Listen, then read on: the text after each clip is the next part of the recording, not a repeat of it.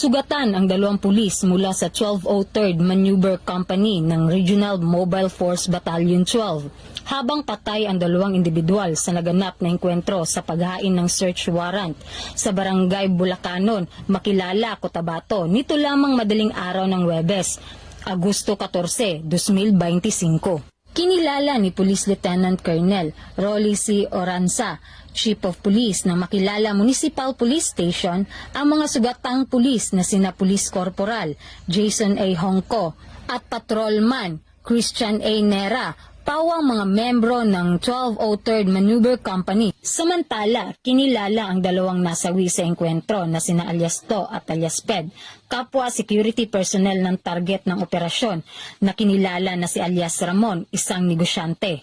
Ayon kay Police Lieutenant Colonel Oranza, sinalakay ng pinagsanib puwersa ng Makilala Municipal Police Station, Cotabato Police Provincial Office, 1st at 2nd Provincial Mobile Force Company at 1203rd Maneuver Company ang compound ni Ramon sa bisa ng search warrant para sa paglabag sa Republic Act 10591 o Comprehensive Firearms and Ammunition Regulation Act.